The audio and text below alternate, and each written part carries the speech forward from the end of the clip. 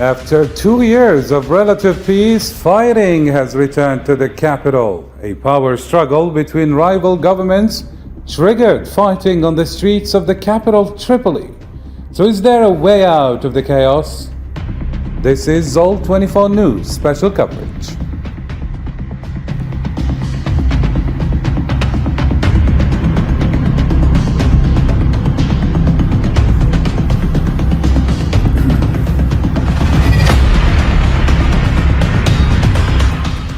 Hello, I'm Karim Zachary and welcome to the program. And before we bring in our guests, here's the latest. Dozens of people have been killed in street battles between rival groups in the central capital, Tripoli.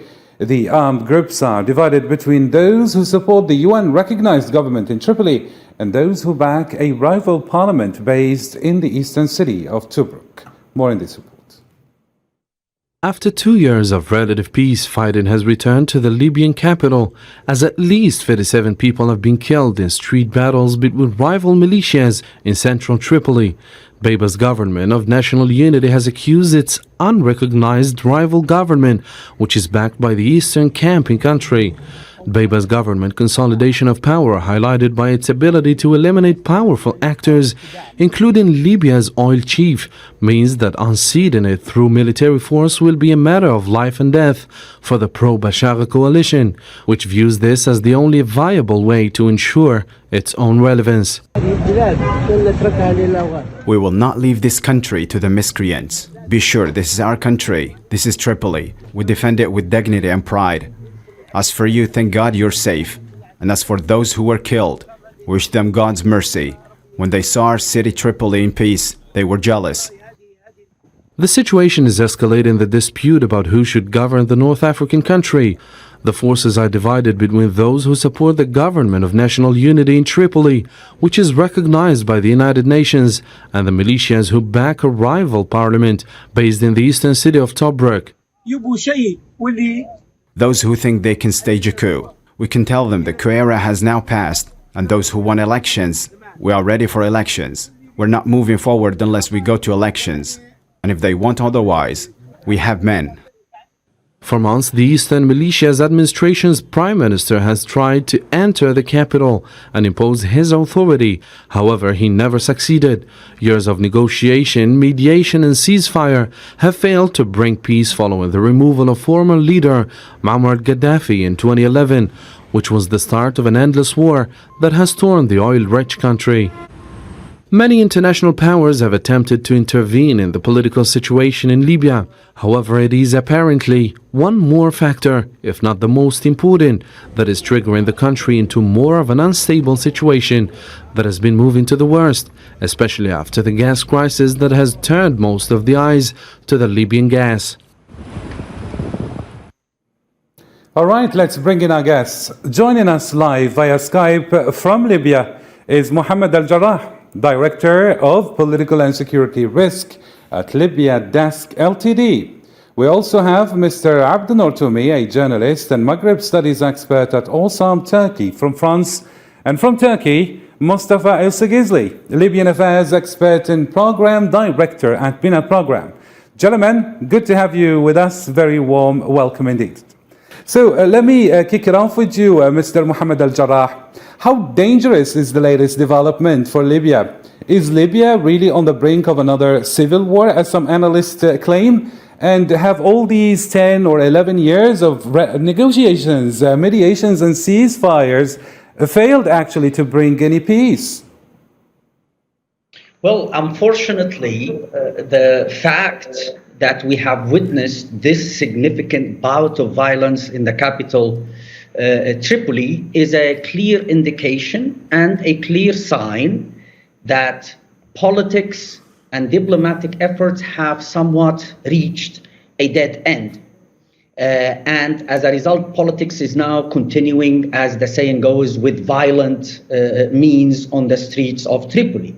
And I think the crux of the problem here is the legitimacy crisis that has existed in Libya since 2014, where governments come into power or authorities come into power and then they refuse to leave this power in line with the provisions of the agreement or the elections that brought them into power. And this is the latest example of that, with the government of the national unity refusing to hand over power despite the end of its mandate, claiming that they will only hand over power to an elected authority, although the agreement that brought them to power indicates that they can stay in power up to 18 months, which ended in June. As a result, you have other factions that are willing, as we have seen, to use force in order to gain that power. So what we have in Libya is that those who are in power are using violence to maintain their power, and those who are outside of power are using violence in order to gain power. And this is a clear evidence of the failure of political agreements, negotiations, frameworks that have been put together by the United Nations and the international community. And unfortunately, right now, there is no international actor or foreign actor that is trying to mediate the current executive crisis that exists in Libya, which leaves the matter to those with guns, as we have seen. And unless that changes, unfortunately, we will witness more violence in the capital, Tripoli, but maybe even in the wider country. Very nice indeed. Thank you so much, Mohammed Al-Jarrah, for all these clarifications. And just to pick it up from where you were just stating, Mr. Mustafa El-Sagizli, to what extent do both parties, as we have been listening to Mohammed Al-Jarrah, have credibility issues with the Libyan people, given that their mandates have expired? Thank you. I think the problem is very deep in Libya. It's not only linked to the current political class conflict. Libya needs an agreement, a popular agreement, general agreement amongst all the Libyan different parties, not only the political class. We need a social agreement, political agreement. We need to go to the constitutional referendum. We need a constitution in Libya. For the last 7 years, the HOR, the State Council, the different governments have not been representing the Libyan people. The HOR, the parliament mandate has ended years ago. The State Council's mandate has ended years ago. Now we have two governments that have no real legitimacy, that are, fighting for power and fighting for the Libyan wealth. We need a new agreement amongst the Libyan people. Part of this agreement should have a clear plan on the constitutional referendum and on state building. The issue of militias on the ground has to be taken care of in an agreement where reintegration of these militias, security sector reform, rebuilding of the Libyan institutions is clear, agreed upon, so we can enter into the phase of state building and leave this terrible conflict behind our backs as Libyans. Very nice indeed. And Mr. Abdel Toumi, how can you contribute to the other two previous statements by our distinguished guests? And to what extent could the situation be boiled down? I mean, some analysts are saying that these are two prime ministers who are normally appointed to deliver elections, but they couldn't bring about any. Good afternoon, and thank you for having me here and on the show. Yes, it is. There is a legitimacy crisis between or within the Libyan leaders, and that they got into this impasse for years now, and it seems like they are enjoying this polling up game without any winner, because in the end of the day, the big loser is the Libyan people, who are very upset and fed up towards their leaders, who unfortunately, it's been now almost a decade, and they are not able to deliver a minimum thing, which is, as Professor Mustafa put it, at least the concept of a state building, not even a nation building. And here, which brings us to the role of the international community that also has a huge responsibility on the Libyan dossier, because now the UN is trying to do its best, but unfortunately the UN is hijacked by the superpower, and then this game has become the big game of some regional powers in the region who have been obstructing any breakthrough to the Libyan crisis. Therefore, now the Libyans, the Libyan leaders need to look, at least for us, to question what do we want and what the Libyan people want. The answer is too simple. They want stability and move forward from this political impasse and security vacuum. Very nice indeed. Thank you for actually asking the question ahead of me, Mr. Abdel to me. So let me get back to you here, Mr. Mohammed Al Jarrah, who, according to your perspective, is against the elections. And what do the people, the Libyan people, really want?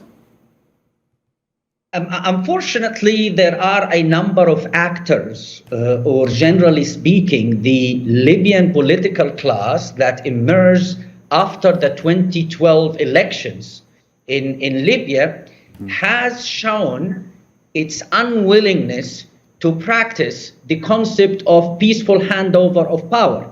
So that happened between 2012 and 2014, and then 2014 to up to 2020, which led us to the war of 2019. And then we had a dialogue and we had an agreement as a result, and as you indicated, relative peace for 2 years. But then we get to the same point where those who get into power refuse to accept that their mandate has ended, and then they should hand over power. So unfortunately, the status quo forces, as some would call them, include actors from on all sides who are either in power now and refusing to give it up, or are trying to get into power.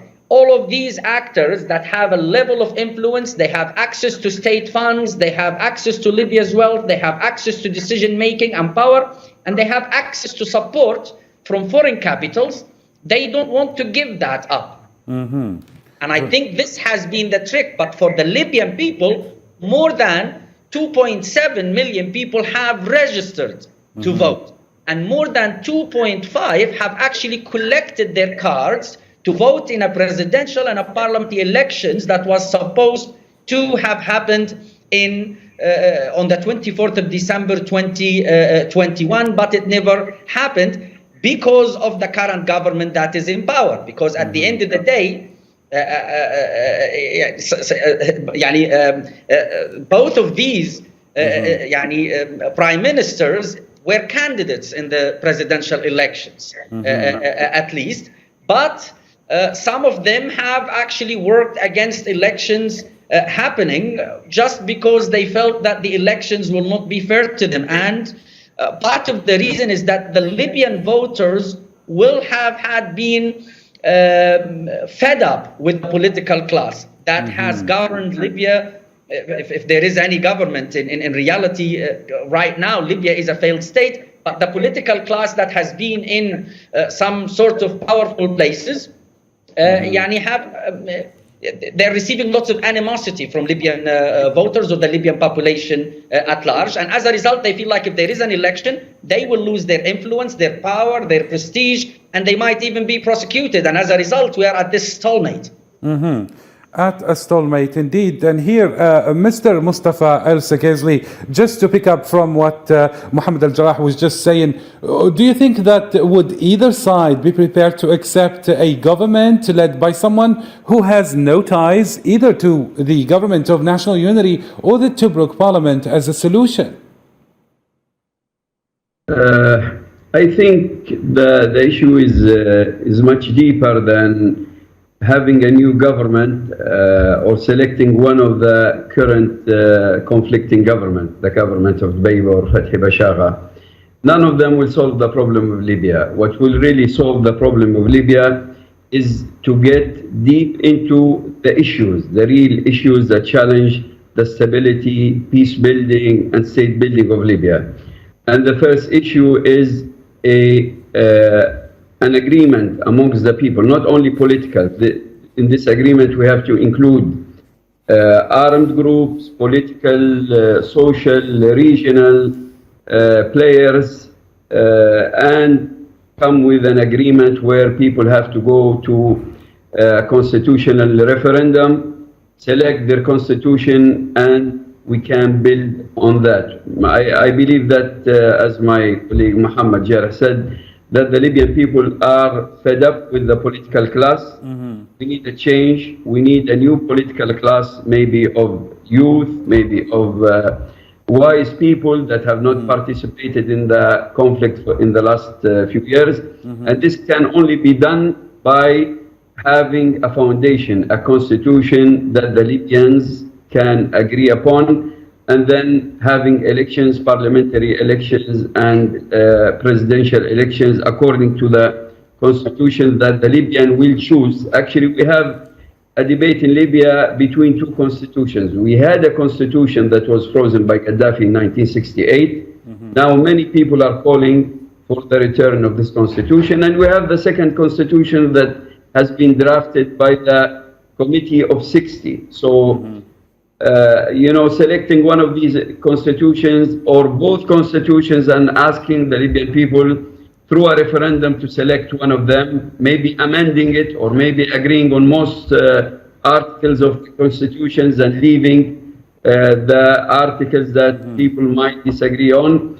Having this foundation, we can go to elections and include all components of Libyan society. Else, we'll have this conflict between the political class that has proven to be a political class that is looking for power and for wealth. And this is what the Libyan people keep on saying, that they are fed up with this political class. We need a change. And the change perhaps could be a person who is outside from the two parties, Mr. Abdel Toumi. Does that person even exist? And it is that actually what the people of Libya truly want. And in another development, as we have a constitution, let's say, and they agree on a constitution, how can democracy really take hold when you have many armed groups in control of large parts of the country, Mr. Abdel Toumi? The Libyans, they should, first of all, disarm all the militias, and then the political elite, and notably the leaders now, and as Professor Mustafa stated, maybe they look for a new generation who will be young politicians who are willing to take the lead. In this sense, they need to have at least kind of a social contract that bring all the Libyan ethnic and religious and ideological components to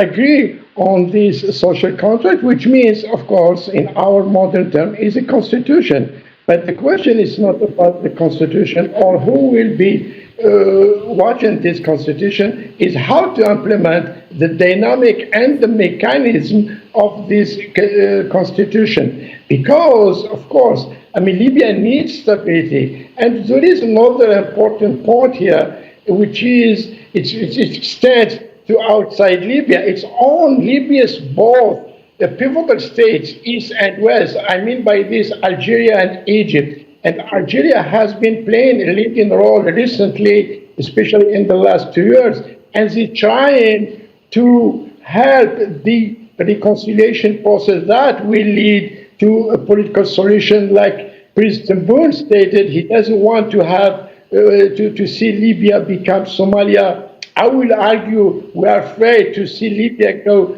to become Sudan, because in the end of the day, Algeria doesn't want to see Libya turns into failed state or a militia state. On the other hand, Egypt also has to play a role or at least to show its card, because recently its maneuvers are a little bit, I would say, odd, and notably when it comes to the next the UN, Libya Special Envoy, and as we all know, I think it's about minutes now to the Security Council will pronounce or appoint officially the name of the Senegalese Abdallah Batali. Algeria did have a candidate, Sabri Boukadoum, but unfortunately, his candidacy wasn't sworn by all the regional powers. But I think the question here of the both countries, and I insist on both countries' role because it's determinant for the Libyan stability. It sounds like both, especially Egypt, doesn't want to see a UN special envoy, a strong one, because of some political imperatives that are shaping its interest. Indeed. And here, Mr. Mohammed Al Jarrah, speaking of one voice, one country, do you really think that Libya has a future as one single country, given the fact that at the moment it's governed by two separate entities, as one in the east and the other in the west? And just like Mr. Abdel Noor Toumi was saying, like Algeria's position, for instance, doesn't want to see Libya becoming the same scenario like Sudan. Well, this brings to point the levels of the Libyan conflict. And I think the levels of the Libyan conflict are around money, if you like, or the wealth, or the wealth that Libya has, and then the struggle for power between those local stakeholders in Libya. And then you have foreign intervention, or you have a geopolitical game, or some people described it as a geopolitical civil war on Libyan soil, where you have regional powers, be it Libya's neighbors or some that are further away, like the UAE, Qatar, Turkey, or some superpowers, if you like Russia and the United States or European countries such as France and Italy. And they are all intervening in Libya following their own interests. And this makes it extremely difficult for the United Nations to play the role that it is supposed to play, which is to mediate and to find a settlement between these Libyan actors. But I have to agree with your guest that the crux of the point in Libya is the fact that you have armed groups. There is no monopoly over the use of force in Libya.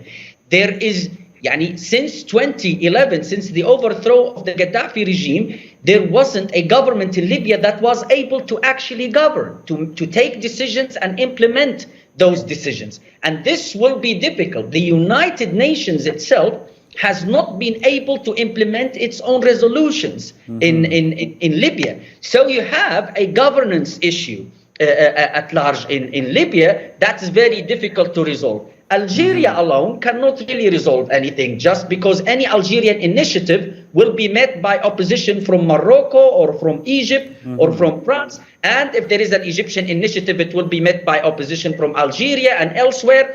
And this is the dilemma that we are faced with in Libya, because it is not just a Libyan conflict, it is actually an international or a foreign and a regional conflict that's unfolding in Libya. And it is not just about bringing Libyans together, it is also about trying to align the interests of the various countries, which Libya's neighbors or regional powers or international powers. So the conflict is multi-layered, and there are too many competing interests in the Libya file. Very nice indeed. And Mr. Mustafa El-Sakizli, do you agree with our distinguished guest? Is there a long-term fix, a scheme to this dangerous situation? How do we bring about a final resolution to this and get a unified government? It's not easy. It is hard, but of course it will take time. First of all, Libyans need to sit together. No one should be excluded. Anyone who is interested and willing to sit on the table to have an agreement amongst the Libyan people, it should be represented. This is the start, to have a national agreement brokered by Libyans and by some sincere neighbors like the countries of Al-Maghrib, which have not been part of the conflict. We believe that all countries of the Maghrib have been supporting peace building and reconciliation amongst Libyans. Then, after this national agreement, we can move to the process of state building, of disarming militias. This has not been taken care of during the last agreements that the UN has brokered. None of these agreements address the real issues, the issue of spread of weapons, reintegrating militias, rebuilding the Libyan army. Most of these agreements concentrated on political issues and division of power. And this was a big mistake by the UN. They were looking into transitional periods, and each UNSMIL delegation was moving the boat to the next delegation. So we need real solutions. We need to have a national agreement, start the process of state building. We need to rebuild our security sector. We don't have a united army in Libya. We need to reintegrate these armed militias, dismantle them, demobilize them, make sure there is a plan for many years. So we have a strong security sector that is serving the Libyan people, not fighting amongst themselves. Yes, I very think nice. this is the right start. And what about you, Mr. Abdel Toumi? Do you agree? Is an agreement on how to hold the, let's say, elections as a lasting solution to Libya's political disputes looks further away than ever, according to your perspective? Do you agree that it's going to be really difficult? I mean, there is no doubt. I mean, the solution in Libya is exclusively political. But again, I mean, first, the leaders, I mean, the belligerent leaders, I mean, need or should know what is their goal, what do they want for their country and their people. But also, it is indeed, the Libyan dossier has become a geopolitical dispute for regional and superpowers in Libya. But I believe the dynamic of the ongoing war in Ukraine will change the imperative of the Libyan dossier. Nonetheless, Russia is, of course, is busy with its war in Ukraine. So the US is trying to position itself or actually directly for not letting the European get the lead. Also, the role of Turkey is now clear, and even though the latest development, the role of Ankara was Turkey played a low profile on it, but it had a say in that dynamic. So the solution now, it's of course about to frame a constitution, and the Libyan get together and should elect their leader democratically. Otherwise, it will continue in this mess, and we are, I mean, concerned about an Iraqi scenario, what happened yesterday, a scenario that, I mean, it's not a tsunami, but it's going to be very, very, very difficult. And since, Mr. Abdel Toumi, you did mention the war in Ukraine, do you think that with Libya's political tangle, we're going to have a problem with the exports, oil exports, or perhaps this is going to exacerbate, let's say, the already difficult economic situation and energy at most?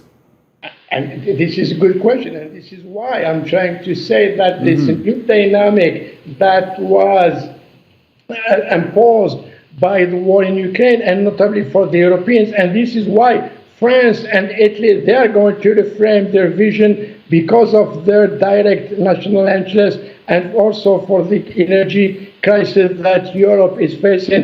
And as we all know, Europe is haunted by the energy ghost, and they are having serious talks and worried about how they're going to spend the winter. Very nice indeed. And here, as a final question to you, Mr. Mohammed Al Jarrah, can we deduce that the complexity of Libya's internal political dynamics mirrors the convoluted patchwork of international actors? As you have been stating earlier, I mean, countries that see an opportunity to advance narrow self-interest have aligned and realigned themselves as the balance of power inside Libya, and thus exacerbating the economic impact of the war in Ukraine, which reverberates across both the Maghreb and Europe. And also, do you agree with Algeria's initiative that perhaps the right solution is among Libyans, by Libyans coming together?